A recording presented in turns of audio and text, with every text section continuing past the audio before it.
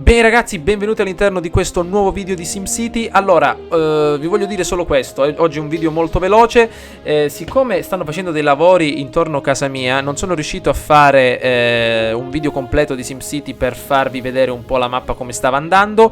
Addirittura avevo fatto un video antecedente a questo di 30 secondi per dirvi di andare a vedere sulla pagina Facebook, diciamo, ciò che riguardava SimCity, cioè gli aggiornamenti riguardanti la mappa, perché diciamo non esiste più su YouTube il vecchio bollettino che si inviava, diciamo, a tutti gli iscritti per farvi sapere quindi qualche novità.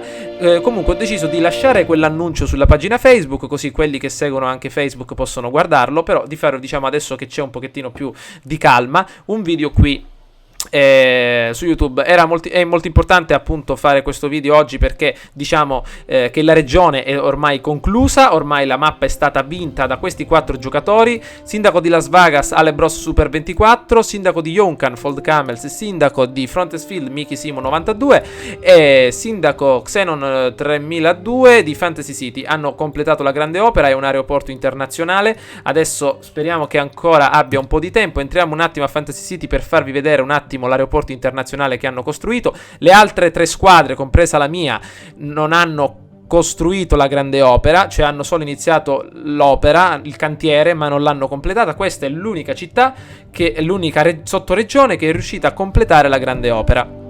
Bene, abbasso un attimo il volume sperando che non si sentano lavori se dovessero iniziare. Avanti, avanti, avanti, vediamo un pochettino, speriamo che riusciamo.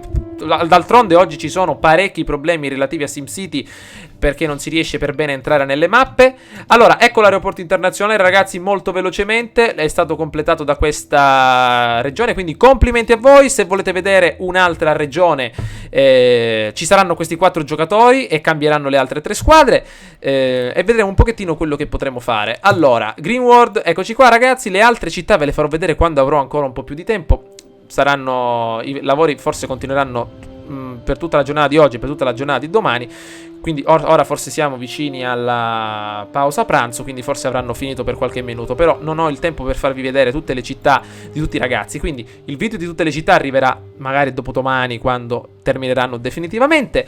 E noi ci becchiamo ragazzi all'interno del prossimo gameplay, ragazzi, quindi mi raccomando, fatemi sapere cosa ne pensate e se volete un'altra mappa. Ciao a tutti.